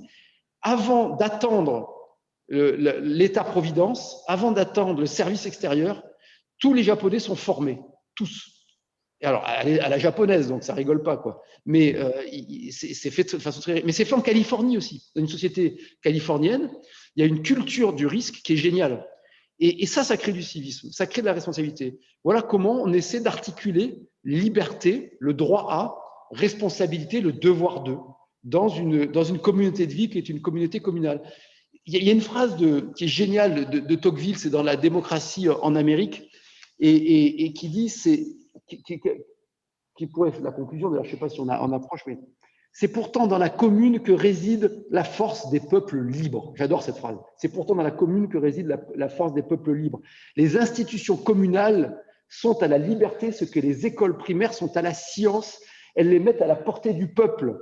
Elles lui en font goûter l'usage paisible et l'habitude de s'en servir ou à s'en servir. Et ça, c'est génial. Et il ne faut pas qu'on perde en France l'habitude de se servir de la liberté. La liberté et la responsabilité ne s'usent que si l'on ne s'en sert pas. La commune, c'est le lieu de l'exercice de la liberté et de la responsabilité. Merci David. Dans le fond, avec vous, on redécouvre Ops. Allez, y a-t-il une question de la part de nos auditeurs? Volontiers, mon cher Loïc. Alors, une question qui élève le débat. Au niveau de la mer, justement, une question pour Monsieur le maire. Est-ce que les surfaces de Cannes sont menacées par la montée des eaux engendrée par le réchauffement climatique? Et est-ce que vous anticipez là-dessus? Alors oui, alors il y a comme partout ailleurs l'érosion du trait de côte, moins prononcée que sur la façade atlantique, pour différentes raisons. Mais alors, j'ai demandé il y a quelques années une objectivation des choses. Et on a retrouvé des photos aériennes donc de Cannes, de la côte, depuis les années 30. On a une ville aéronautique, hein, et on a la chance d'avoir une vraie tradition à la fois d'image, d'ailleurs, c'est marrant, et d'aéronautique. Donc, on a ça. Et on se rend compte qu'il n'y a pas une uniformité de l'érosion du trait de côte. C'est-à-dire qu'on a quelques endroits où, paradoxalement, on a plus de littoral qu'avant, plus de plages. Donc, il y a eu une évolution de la courantologie, certainement liée aux aménagements de digues, de portuaires, etc. Et on a fait des modélisations avec un cabinet spécialisé qui, de mémoire, je crois, est à Grenoble. Mais mon directeur de cabinet, qui est pas mal moi, pourrait me confirmer, il opine du chef. Et donc, il était très reconnaissant du compliment que vous avez fait, Loïc. Il le mérite. Parce que comme moi, je l'engueule toute la journée, il dit, tiens, non, c'est à moi qui va être revendicatif. Mais donc, non, il est formidable, vous avez raison. Et il m'accompagne depuis 20 ans, c'est vous dire. Un vieux couple. Et donc, le trait de côte. Alors, on a essayé d'anticiper ça. On a mis, par exemple, il y a 7 ans, des boudins géotextiles au large de la Croisette, en faisant une digue sous-marine qui permet de casser l'intensité des vagues. Vous savez, la Méditerranée, je connais bien l'Atlantique parce que j'ai vécu sur l'Atlantique pendant 3-4 ans, et puis j'y vais régulièrement. Et bien sûr, j'ai grandi en Méditerranée. C'est très différent. La Méditerranée, c'est des changements climatiques en quelques minutes. Avec tout d'un coup des vagues qui, vous savez, ça fait sourire, mais on a des grands surfeurs à Cannes parce qu'on a des vraies vagues. Et donc, c'est très violent. C'est moins progressif que sur l'Atlantique. Donc, ce qu'il faut, c'est casser l'intensité de la vague et non pas la montée des eaux forcément. La montée des eaux, elle est moins évidente. Voilà. Je vous donne ce que nous, on a objectivé en tout cas avec nos partenaires de l'État, de la région et les labos privés. Donc, on a créé un système de digues sous-marines.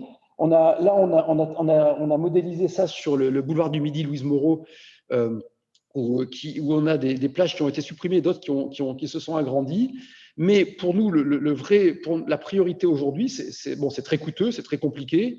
On consolide les murs, évidemment. On a eu quand même une intensification des phénomènes violents d'attaque du littoral et du trait de côte. Et on a engagé une action qui est assez incroyable. Ceux qui connaissent Cannes le savent, hein, dans vos auditeurs. On a agrandi les plages. C'est-à-dire qu'on a apporté du sable. On l'a fait on a réussi à avoir des autorisations. On a été assez habile là-dessus parce que c'est pas évident. Et on a donc par des systèmes d'endiguement sous-marin respectueux de l'écosystème et même d'ailleurs catalyseurs de reproduction sous-marine de la faune et de la flore. Et par l'apport de sable, on a multiplié par 2 la largeur des plages de la Croisette. On est passé à 40 mètres. Et là, on s'attaque au boulevard du Midi avec une préoccupation, nous, qui est au quotidien, surtout sur la préservation de l'écosystème. On a la chance d'avoir de très beaux champs de posidonie. Vous savez que la posidonie, c'est un vrai capteur de carbone. Hein. Donc, j'ai lancé ce combat depuis longtemps. Et alors là, je vais être exhaustif, mais enfin, pas être exhaustif, mais je vais essayer de pas être trop long. Mais on a fait un plan de mouillage, on a lancé une charte croisière qui est la plus contraignante de France pour respecter les champs de Posidonie, interdire les rejets d'eau et être sur des carburants qui sont inférieurs à 0,1% de soufre. On a installé dans nos ports, on a des labellisations propres sur nos grands ports. On a mis des capteurs, bien sûr, d'eau usée, d'hydrocarbures, et on a mis depuis maintenant 3 ans, 4 ans, des nurseries à poissons. Et on retrouve mais ça marche, quoi. C'est-à-dire qu'on a à nouveau des sards, des bars, des loups, comme on dit chez nous, des dorades dans les ports, dans le port Canto, dans le vieux port. On a une belle faune et flore. On a mis en place, avec Mandelieu et Cannes, on était les premières villes avec l'agglo, donc les premiers des filets, j'avais vu ça en Australie, en sortie de vallon, parce que ce qui est facteur de pollution sont les orages, les eaux de pluie, de ruissellement. Donc, on a un travail sur le civisme à terre. On a inventé ce slogan « Ici commence la mer » qui est repris dans plein de villes, et donc sur le réseau pluvial, sur ce que les gens appellent des bouches d'égout, qui ne sont pas de l'égout, qui sont du pluvial, dans les caniveaux. Mais on a aussi mis des filets qui vont jusqu'à l'arrêt des mégots. Vous savez qu'un mégot pollue jusqu'à 200 litres d'eau. Donc, des filets qui en sortie de vallon et qui nous permettent de récupérer les déchets, macro-déchets et jusqu'aux mégots de cigarettes. Donc, je pourrais multiplier les exemples, mais on est proactif et je pense qu'on est pilote, et c'est ce que nous disent les services de l'État, en matière de protection marine et sous-marine. On a un énorme problème, c'est que le pouvoir de police du maire s'arrête à 300 mètres et que l'essentiel des pollutions et des risques viennent au-delà de 300 mètres. Donc, tout ce que l'on fait à terre, j'aurais pu citer aussi le plan anti-plastique. Donc, avec les kiosques, on a fait des kiosques, là aussi, liberté, responsabilité. Ils sont dépositaires d'un droit commercial sur le domaine public, de même que les terrasses. Et en leur mettant du temps, on leur a permis et avec une date de butoir, de passer à des pailles, à des gobelets. Il n'y a plus rien en plastique, si vous voulez. Donc, ils ne sont que des objets biodégradables, etc. Parce que dès qu'il y a du vent, ça s'envole et on en trouve malheureusement dans les caniveaux. En revanche, au-delà de 300 mètres, j'avais demandé à Édouard Philippe, malheureusement, il n'a pas eu le temps, mais de nous donner, non pas à la place, mais en plus du pouvoir de l'État, qui n'a pas les moyens d'assurer son autorité régalienne sur le plan d'eau, c'est trop aléatoire, de raisonner en termes de baies. Et la baie est un outil, on peut en faire un véhicule juridique assez simple en réalité, et de donner des pouvoirs aux maires, des pouvoirs de police. On a un service, nous, maritime, avec des gens en uniforme, des bateaux, enfin, on a différentes unités nautiques, et de nous permettre d'aller sanctionner les pollueurs, de faire respecter les plans de mouillage pour que les grandes chaînes ne détériorent plus les champs de Posidonie. Donc, aujourd'hui, j'ai un vrai problème, par exemple. On a un bateau depuis quelques jours avec un écran géant énorme qui nous fait une pollution visuelle et qui se met juste à la limite des 300 mètres pour faire de la pub. Alors qu'on va nous interdire le moindre logo sur une plage pendant le festival de Cannes, parce que c'est sur le domaine public maritime, ce qui est complètement con, si vous voulez, ce qui est stupide, alors que c'est ponctuel et que ça ne pollue pas. En revanche, on va nous laisser. Donc, là aussi, c'est du bon sens, en tout cas, c'est du sens pratique. Je pense qu'un des enjeux va être d'obtenir un vrai pouvoir de police pour les maires dans la baie qui est en face de chez eux et que ça ne s'arrête pas à 300 mètres. 300 mètres, c'est rien du tout, quoi. Vous le faites en nageant, c'est quelques minutes, quoi. Voilà. Merci David. Alors, dernière question. Vous avez assez peu évoqué l'offre de mobilité de la ville de Cannes. Est-ce qu'elle est diverse? Ah ben, je ne vais pas vous dire non. Alors pour ceux qui nous écoutent, la mobilité, c'est ce qu'on appelle le transport. Mais dans la novlangue, c'est devenu donc le versement transport est devenu versement mobilité. Et donc, c'est le déplacement, si vous voulez. Donc, on a mis en place à l'échelle de l'intercommunalité dont j'ai la responsabilité, donc un plan de mobilité urbaine, évidemment, et dans le cadre du PADD, un de ces acronymes dont on a le secret, du plan d'aménagement et de développement durable, et donc on n'a pas fait le choix du tramway. Ça a été, j'ai étudié ça et on a choisi le TCSP bus, quoi. Donc on a mis en place des lignes Palme Bus pour une raison très simple, c'est le coût-avantage. Alors, j'ai rien contre les tramways, hein, attention, hein, ce qui a été fait je vois à Nice, à Bordeaux, pour parler de villes que je connais bien, ou à Paris d'ailleurs, est assez remarquable. Mais compte tenu de la dimension de notre agglomération et de la nécessité d'aller vite, de faire on a fait du transport en site propre, mais au lieu de mettre des rails, on a mis des bus. Ça nous coûte beaucoup moins cher. On a mis des bus articulés, donc on a un ratio chauffeur qui est pas mal et ça va plus vite. Et donc, on a réussi en 7-8 ans à développer une offre de transport qui s'est traduite. Il faut toujours correspondre à la demande. L'offre crée la demande, mais il faut quand même comprendre la demande diffuse, comme dans le commerce. Et on a augmenté de 25%. On a pris les axes majeurs. Là où il y avait du monde, il faut aller pêcher où il y a du poisson, pour faire la transition avec la question précédente. Et donc, on a, sur les grands axes, Boulevard Carnot, la ligne 8, qui est la ligne littorale, on a mis des beaux véhicules. D'ailleurs, on a fait décorer par Combas. Donc, on a mis des bus à Impérial. C'est-à-dire que c'est la seule ligne, à ma connaissance, de France où les bus à Impérial ne sont pas des bus touristiques, mais des bus de lignes de transport public urbain. Et donc, on a créé des beaux bus, on a fait des sites propres que l'on continue de développer. On appelait ça Palme Bus. Et on a ainsi 25% d'augmentation de la fréquentation. Et ça, c'est une très belle réussite. Et parallèlement à ces axes radio, donc structurants, on a mis en place des navettes électriques. Je pense à la navette du Suquet, décorée par les artistes du Suquet. On a créé à la navette Presqu'île. Donc là, on a créé, où là, c'est payé par les communes. Le reste, c'est l'intercommunalité, tout ce qui est structurant et tout ce qui correspond à une volonté municipale. On applique la subsidiarité, hein, c'est-à-dire que la proximité est assumée par le maire, le structurant est assumé par l'intercommunalité. Et ensuite, on va plus loin, on a créé Cap Azur, dont j'ai la présidence, qui est un pôle métropolitain à l'échelle de Grasse, Antibes, Cannes. C'est 550 000 habitants, intramuros, hein, sans parler des touristes. C'est Sophia Antipolis, c'est le pôle de parfumerie de Grasse, etc. Où là, on fait de l'intermodalité et de l'interconnexion dans les transports. On a créé une carte commune avec la région train et bus. Et on a mis en place et ça j'en suis assez heureux aussi, on met en place des garages à vélo, y compris à vélo électrique, le long des bus et après de la gare.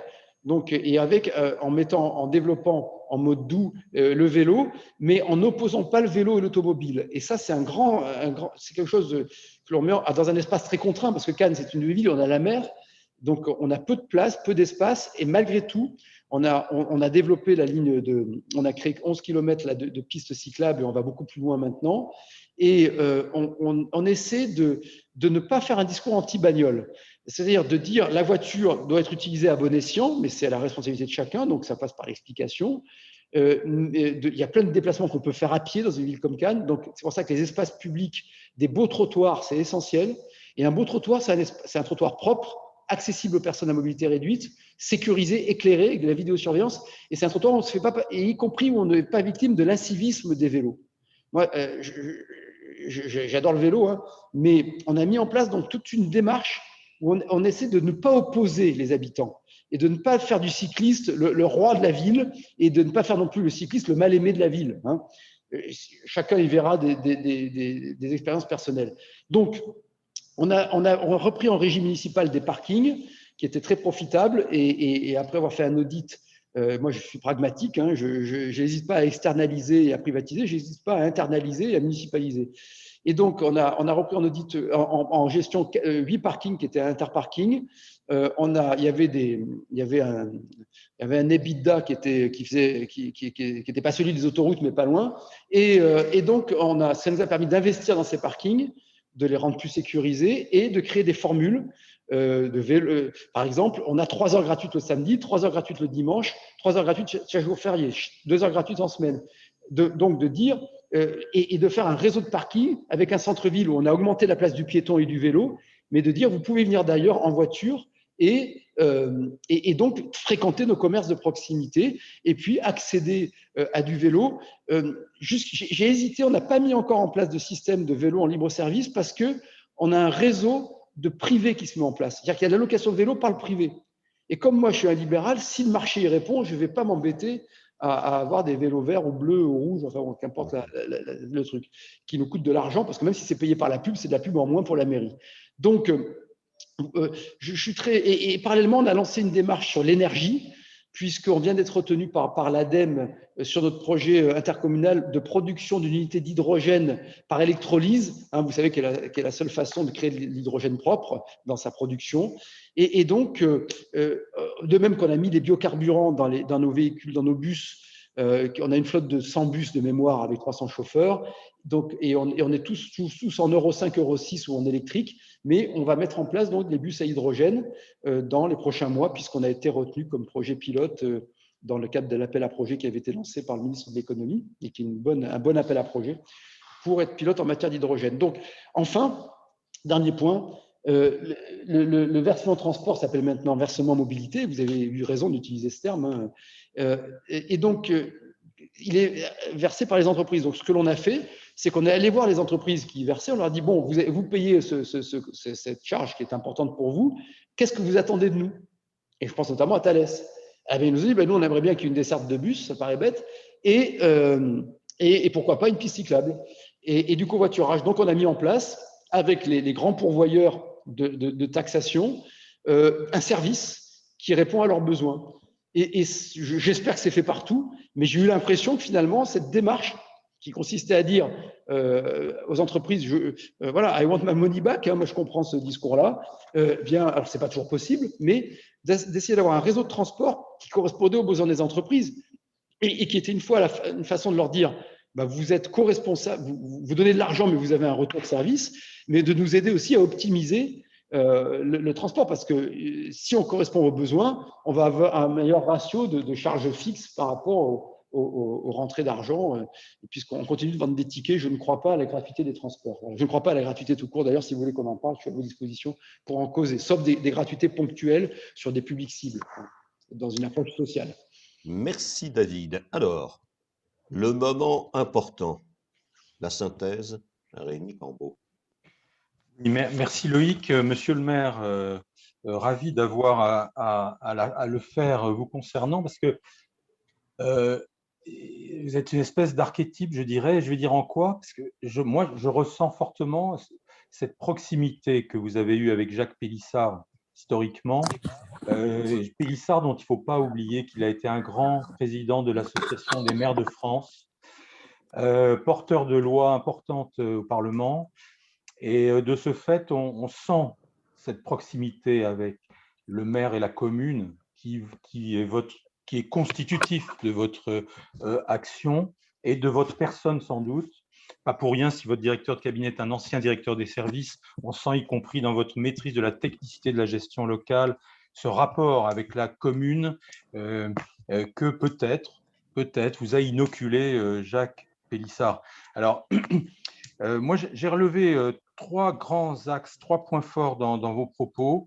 C'est une description d'une situation que beaucoup de maires ne voudraient pas avoir à gérer, une mise en cohérence de stratégies et d'actions qui généralement sont des collections dans la plupart des communes, des collections d'actions, et puis une méthode où on retrouve ce lien avec la conviction communale. Alors, vous nous avez décrit une équation complexe, bien entendu, celle d'une commune qui a une identité forte, qui est une marque internationale, vous nous avez-vous dit, qui possède déjà une force d'attractivité, dans une région qui, elle, perd son attractivité. Vous ne l'avez pas mentionné, moi je me permets de le dire, c'est quand même constaté, et où c'est un enjeu d'en retrouver une attractivité. Alors, c'est le deuxième point, c'est votre stratégie, et c'est là qu'elle est, moi je trouve, assez étonnante. C'est-à-dire que ce terme d'attractivité, vous le prenez dans un sens très large qui vous permet de mettre en cohérence en fait toute votre action. Vous avez parlé d'attractivité séduction, vous avez parlé d'une attractivité conçue comme une compétitivité créativité, et vous y articulez aussi bien, par exemple, votre action dans le domaine de la sécurité, et dans notre tour des villes moyennes, on sent bien que cette question est prééminente partout, la sécurité, mais l'environnement également, qui crée de la qualité, avez-vous dit, et de ce fait, les espaces publics, de ce point de vue, sont aussi un facteur visible peut-être d'un récit. Vous avez parlé d'éditorialiser la ville de ce point de vue-là. Le sanitaire, vous avez rappelé ces distributions de masques, l'action préventive de lutte contre la pandémie, mais également vos initiatives dans le domaine du sport, de la culture, et puis votre maîtrise des finances. Tout ça, vous le mettez au compte d'une conception de l'attractivité qui va bien au-delà de l'acception habituelle qu'on donne à ce mot. Alors, les finances, là aussi, on retrouve ce que je disais en commençant, c'est une capacité à maîtriser, y compris la nouvelle comptabilité, la M14 des communes, dans le détail, mais vous le mettez au service de toujours cette même conviction qu'il faut libérer les énergies de façon générale. Et c'est là que j'en viens au dernier point, qui est votre méthode, qui, je veux dire, est prégnante. On attend votre prochain bouquin peut-être à ce sujet. Vous parlez d'abord de pragmatisme et d'action pratique. C'est ce qui doit guider l'action publique locale, et vous mettez au centre de tout le maire, qui non seulement a des responsabilités que tout le monde connaît, mais pour vous, bien au-delà de ça, à l'échelle de la société civile locale, est acteur et garant de ce que vous avez appelé l'unité sociétale, l'unité sociale. Vous avez employé une bonne dizaine de fois ce mot. C'est, je crois, au centre de votre action. Vous en donnez une image, je dirais, qui, alors vous avez cité Tocqueville, renvoie aux racines du mot commune. C'est bien de la communauté dont il s'agit, et vous nous proposez un projet politique qui en fait vise à refaire communauté, mais sans vous payer de mots, en partant de l'action pratique quotidienne. Et vous avez même parlé de la dimension physique de la présence du maire. Alors, au passage, on notera qu'en effet, votre discours sur l'État défaillant, vous avez parlé de la nécessité de déployer 1 kilomètre d'énergie pour avancer d'1 mètre. En effet, c'est aussi sans doute une des donnes de départ de la situation. Je parle de la situation de départ pour commencer, d'une région où sans doute l'État aménageur a pris de mauvaises habitudes depuis 50 ans d'intervenir, de vouloir tout régenter. Et on voit de quelle façon vous redonnez un sens à l'action locale. Et je terminerai là-dessus avec en tête ce que vous avez appelé le besoin de protection qui est celui du groupe et dont vous estimez que le maire est le garant. Voilà. Merci Rémi pour cette remarquable synthèse. Je préciserai, dans le fond, vous êtes optien. Vous êtes optien, c'est-à-dire la cité contribue à créer de la solidarité et de la sociabilité. Et on s'est aperçu que le phénomène de ville créait ceci dans des temps ancestraux. Donc merci de l'avoir rappelé. On a évoqué Tocqueville, mais je pense qu'au début du début, vous êtes optien. C'est très bien. Vous avez parlé de responsabilité, liberté. Je pense que vous souhaitiez rajouter le troisième, c'est la confiance. Et dans ce triptyque, vous soulignez, ce qui est important, c'est que la ville moyenne doit relever le défi de cette proximité. Et ça pose avec équité. Et on le constate dans la démarche qui est la nôtre, c'est l'importance du rôle du maire et de l'équipe qui est avec lui. Travail d'équipe et de solidarité. Vous incarnez la ville de Cannes, je vous le dis sincèrement, et en vous écoutant, on sent que vous êtes détenteur d'une énergie à dimension nationale. Ceci n'engage que moi. Olivier, dernier mot, mot de la fin. Si tu ouvres ton micro, ce sera mieux. Voilà. Non, je dis, je partage ton mot de la fin. On aura l'occasion d'en reparler. Il y a quelque temps, dans un autre contexte, c'était pas avec le CEPS, j'ai eu la chance de passer, en tant que membre du conseil d'une université, 1 heure avec le Dalai Lama. Et en partant, je lui ai dit merci Et il m'a répondu « Merci n'est pas une politesse, c'est une thérapeutique ». Et donc, en pensant à ça, je dis merci, monsieur le maire. Et à très bientôt, j'espère. David, c'est pour vous le dernier mot. Non, bah écoutez, je vais participer à la thérapie de groupe, parce que c'est moi qui vous dis merci. Merci d'abord de votre accueil, hein, de votre intérêt pour ce que l'on fait. Merci à Ville de Demain, merci au Centre d'études et de prospective stratégique, merci à vous tous, et pardonnez-moi si j'oublie de citer des entités. Moi, enfin, ce que je sais d'expérience, c'est que chaque mairie est une communauté d'expérience. Et beaucoup de maires en France font des choses merveilleuses et formidables et bien mieux que ce que je fais. J'ai une fenêtre, un intérêt médiatique depuis quelques temps. Je l'ai prise, cette fenêtre. Alors, je ne l'avais pas prise dans le passé parce que, bon, pour des raisons nationales que vous avez évoquées, je pense qu'on est à la croisée des chemins, qu'on a tout pour rebondir et être un Eldorado, mais on a tout pour s'écrouler aussi. Et j'ai bien peur qu'on soit à la fin de Louis-Philippe, qu'on soit en 1848, avec en plus un problème civilisationnel majeur. Mais je ne reviens pas là-dessus. J'ai été très sensible à vos propos. J'ignorais que j'étais hobbesien, donc j'étais hobbesien sans le savoir. Je vais vite relire Hobbes pour comprendre si c'est grave ou pas, docteur. C'est pas grave, c'est plutôt bon. Mais j'ai senti que vous lisiez avec beaucoup de gentillesse, donc je l'accepte, mais c'est involontaire. Hein, ne croyez pas que je l'ai théorisé. Je remercie bien sûr Olivier Petros parce qu'il a à chaque fois ciblé les termes qui dans ces interventions qui, pour moi, sont au cœur de mon petit parcours de vie. Et avec l'expérience de l'âge, on se rend compte de ce qui est important et on se rend compte qu'on doit être des transmetteurs. Voilà, moi, c'est ce que j'essaie de dire et j'essaie d'inculquer le goût de l'indépendance. Je veux que Cannes soit indépendant, je veux que mon pays soit indépendant, je veux que mes enfants soient indépendants. Voilà. Indépendance, c'est pas faire n'importe quoi, mais c'est être responsable de ses actes, c'est avoir les moyens de sa puissance, c'est respecter les autres, c'est être indépendant dans un groupe, travailler avec les autres. Voilà. C'est le numéro 10 au football qui est capable de créer, de mettre le ballon où il veut, mais qui fait bien jouer l'équipe. Voilà. C'est absolument essentiel. Merci Rémi Cambon. J'ai été très impressionné par Rémi Cambon, par votre sens de la synthèse, trop élogieux, mais je l'accepte. Hein, je prends après tout. Hein, on est à portée de claque, comme dirait les maires.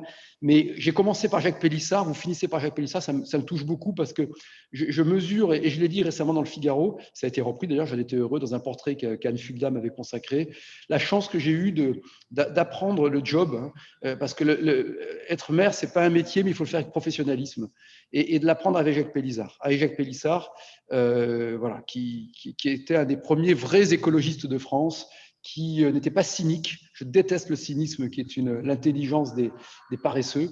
Et donc, je suis très reconnaissant d'avoir eu quelqu'un qui m'a montré comment faire. Ça me touche beaucoup aussi parce que j'essaie effectivement de mettre en cohérence une vision et des actes. Quand je dis que je suis un praticien, c'est ça, c'est qu'on se source, on se documente et on décide. Et ensuite, on évalue. Et j'aime la théorie, moi, hein, j'aime les mots, mais j'adore par-dessus tout la prise de décision. Et c'est pourquoi je n'ai pas accepté jusqu'à maintenant j'ai eu la chance qu'on me propose des responsabilités nationales. Je n'en ai pas voulu parce que je sentais, je ne suis pas flatté par un mec en queue de pique qui m'ouvre une porte et d'être dans un palais doré. Ce que j'aime bien, c'est prendre des décisions. C'est pour ça que j'aime bien le commerce, j'aime bien l'entreprise, j'aime bien la mairie. Et la théorie est essentielle parce que si on ne réfléchit pas, on tourne en rond. Mais si on ne fait que réfléchir, on tourne en rond aussi. Et la théorie s'arrête là où commence la réalité. Parmi les penseurs qui m'ont influencé, il y a Raymond Aron et il y a Jean-François Revel, qui était un libéral de gauche, qui était génial, comme Jacques Marseille aussi. J'adorais Jacques Marseille, j'ai eu la chance de le rencontrer. Et Jean-François Revel disait que l'idéologie, c'est ce qui réfléchit à votre place. Et moi, j'ai envie de dire qu'on a besoin d'idéologie, on a besoin de système de pensée. J'ai parlé de libéralisme tout à l'heure, mais ça s'arrête à la réalité. C'est-à-dire que, et c'est la réalité qui doit nous permettre, c'est un aller-retour en permanence entre les idées et l'action, pour reprendre une terminologie des années 80. Donc, la méthode, oui, on essaie de la mettre en place. L'attractivité, vous dites que je suis allé au-delà de l'acception habituelle du terme. Je l'ignorais, parce qu'en fait, je ne connais pas l'acception habituelle. C'est-à-dire que je croyais que l'acception habituelle était la mienne, mais je vais là aussi me plonger là-dedans. Merci Rémi Cambon. Et vous avez évoqué le mot unité, c'est dans mon triptyque. Moi, dans mon triptyque, il y a liberté, autorité, unité. Voilà. Et c'est l'autorité qui est la garante de la liberté. Et quand elle s'oppose à la liberté, c'est que c'est plus l'autorité, c'est l'autoritarisme. Et la finalité de tout, c'est l'unité du groupe. Et oui, le maire est le garant de l'unité en étant, je répète, en ayant à l'esprit qu'on est mandaté et que j'ai des mandants et que je suis un habitant parmi les habitants qui dispose d'un mandat et de quelques pouvoirs pour le mettre en œuvre. Très souvent, les pouvoirs tombent dans l'autoritarisme quand ils refusent les exécutifs, qu'ils soient locaux ou nationaux. Ils tombent dans l'autoritarisme ou dans le théâtre quand ils refusent d'exercer leur pouvoir. Quand on a un pouvoir, il faut l'exercer. Il faut l'exercer à bon usage, à bon escient, mais il faut l'exercer. Et ça, c'est notre responsabilité de dirigeants. Donc, je suis mandaté et l'unité est absolument essentielle parce que nous avons aujourd'hui une société fracturée, fractionnée, archépilisée, avec des forces centrifuges très violentes. Les forces de l'extrême gauche, les forces de l'extrême droite, les forces de l'identitarisme, les forces de l'islamisme, du radicalisme, les forces du wokisme, du racialisme, de la déconstruction qui font tant de mal depuis Sartre, Jacques Derrida et maintenant qui arrivent des universités américaines. Donc, notre devoir pour nos enfants, c'est de créer de l'unité qui respecte la souveraineté individuelle. C'est toute l'articulation que j'essaie de mettre en place localement. Et c'est en ça qu'une communauté locale, alors je ne vous ai pas parlé, on a plein d'échecs, hein, il y a plein de gens qui sont pas sensibles à tout cela, mais on sent qu'il se passe quelque chose dans la ville. Et par exemple, la propreté urbaine me coûte 2 millions d'euros de moins par an qu'avant, parce que le service est réorganisé, qu'il y a moins d'incivisme. On a plus d'1 million de mobilier urbain cassé de moins qu'avant. Donc, l'unité, elle est source, elle est cause et conséquence de confiance, qui est cause et conséquence de bonne gestion publique. C'est pas antinomique, la gestion et la transcendance de la politique. Ceux qui opposent la performance publique et la transcendance, ils ont tous tort ou tous raison, quoi. Mais le but, et je pense qu'effectivement, moi, je me crois pas un destin national, mais j'essaie de faire valoir mes idées parce que je les entendais plus, et je suis archi convaincu que notre pays qu'on peut retrouver une espérance française si on est tourné vers le 21e siècle, si on a des grandes ambitions, des grandes transcendances culturelles, éducatives, numériques, en intelligence scientifique, énergétique, et que parallèlement, on est fidèle à nos fondamentaux qui ont fait de la France une grande puissance depuis le 19e siècle en particulier, et au-delà du grand siècle qui était le 17e. Voilà, merci de votre écoute, merci mille fois de votre accueil, et c'était un grand plaisir et un grand bonheur pour moi que de pouvoir évoquer ces problématiques-là. Merci.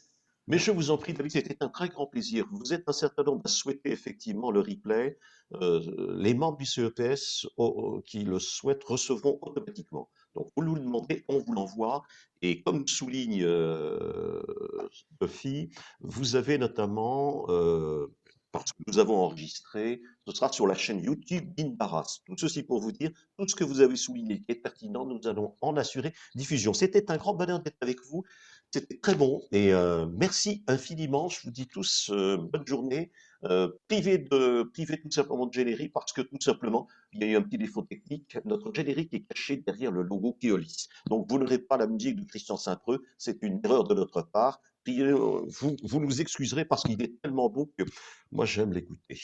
Bonne journée à vous tous et merci.